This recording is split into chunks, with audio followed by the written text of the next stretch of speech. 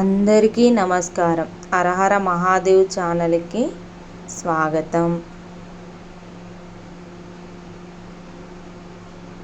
మన ఛానల్కి కొత్తగా చూస్తున్న వారు సబ్స్క్రైబ్ చేసుకోండి ప్లీజ్. అలాగే ఈ వీడియోకు లైక్ చేయండి. భూమికి సూర్యుడికి చంద్రుడు అడ్డుగా వచ్చినప్పుడు భూమికి కొంత భాగానికి సూర్యుడు పాక్షికంగా కానీ పూర్తిగా కానీ కనబడకపోవటాన్నే సూర్యగ్రహణం అని అంటారు.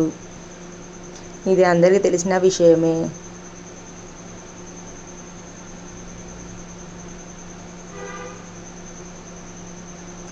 ఈ ప్రక్రియను ప్రాచీన హిందూ మతం సంబంధించిన సూర్య సిద్ధాంతంలో చెప్పబడింది. సూర్యగ్రహణం అమావాస్య రోజున మాత్రమే ఈ ఏడాది మొదటి సూర్యగ్రహణం ఇది సంపూర్ణ చంద్రగ్రహణం ఏర్పడిన వారాలకే ఏర్పడడం విశేషం. మనకు నూతన సంవత్సరం ఉగాది నుండి ప్రారంభమైనది.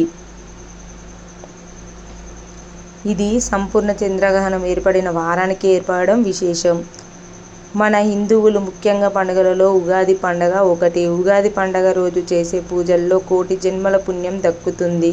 సంవత్సరం అంతా మీకు కలిసి రావడం. ఉగాది పండుగలోపు మీ ఇంటిని పూజ గదిని శుభ్రం చేసుకోండి. అయితే ఉగాది పండుగకు మీ ఇంటికి ఏ రోజు శుభ్రం చేసుకోవాలి, ఎలాంటి నియమాలు పాటించాలి అనే విషయం తెలుసుకుందాం. అయితే ఈ నెల 30 తారీఖు ఉగాది పండుగ రాబోతుంది.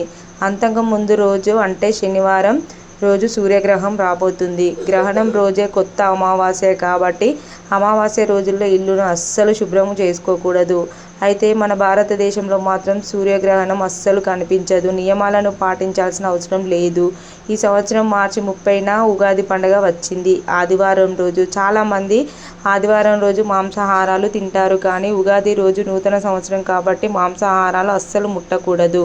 అయితే ఉగాది రోజు ప్రతి ఇంట్లో అందరూ పూజలు చేసుకుంటారు. పూజలు చేసుకొని మాంసాహారం తింటే ఆ పూజకు ప్రతిఫలం ఏమీ ఉండదు. అయితే ఉగాది వచ్చేలోపు ఇంటిని శుభ్రం చేసుకొని పసుపు నీళ్ళతో శుద్ధి చేసుకోండి. అలాగే పూజా గదిని కూడా శుభ్రం చేసుకొని దేవుడి పటాలకు పసుపు కుంకుమతో అలంకరించుకొని పెట్టుకోండి. పూజ గదిలో పగిలిన ఫొటోస్ ఏమైనా ఉంటే తీసేయండి.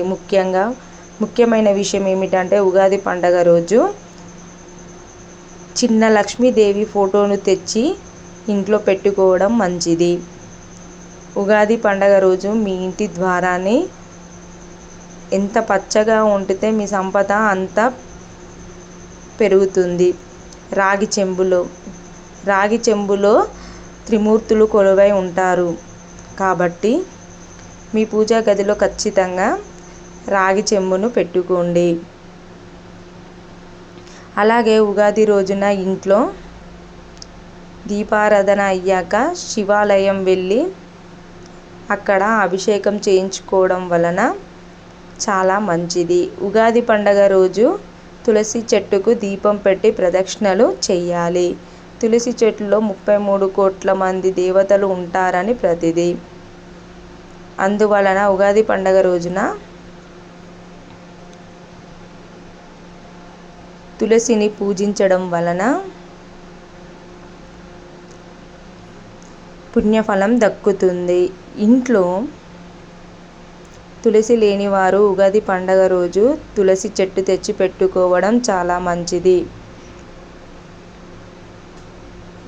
తులసి చెట్టు పెట్టుకోవడం చాలా మంచిది. అలాగే మీకు దగ్గరలో వినాయకుడి గుడి ఉంటే అక్కడికి వెళ్ళి వినాయకుడికి గరకను సమర్పించుకుంటే చాలా మంచిది. సంవత్సరం అంతా విఘ్నాలను రానివ్వకుండా వినాయకుడు మనల్ని కాపాడుతూ ఉంటాడు. ఖచ్చితంగా ఇది చేయండి. దగ్గరలో ఉన్న వినాయకుడి గుడికి ఖచ్చితంగా వెళ్ళి ఇలా చేయండి. ఉగాది పండుగ రోజు ఈ చిన్న పరిహారం చేసుకోవడం వలన మీ ఇంట్లో లక్ష్మీదేవి అనుగ్రహం ఉంటుంది. అదేంటంటే ఒక ఎర్రని గుడ్డలో కల్లుప్పు వేసి దానిని గుమ్మానికి ఎదురుగా కట్టుకోవడం. ఇలా చేయడం వలన లక్ష్మీదేవి కటాక్షం కలుగుతుంది. గోమాత అంటే 33 కోట్ల దేవతల ప్రతినిధి కాబట్టి ఉగాది పండుగ రోజున గోమాతకు ఆకుకూరలు తినిపించడం వలన లక్ష్మీదేవి అనుగ్రహం దక్కుతుంది.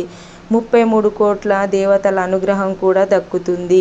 అలాగే మీ ఇంట్లో ఉన్న దరిద్ర దేవత బయటకు వెళ్ళిపోవాలంటే ఉగాది పండగ రోజున ఇలా చెయ్యండి. కొంచెం కల్లుప్పు తీసుకొని మీ ఇంట్లో ఈశాన్య మూలలో వేయండి. ఇలా చేయడం వలన దరిద్ర దేవత బయటకు వెళ్ళిపోతుంది.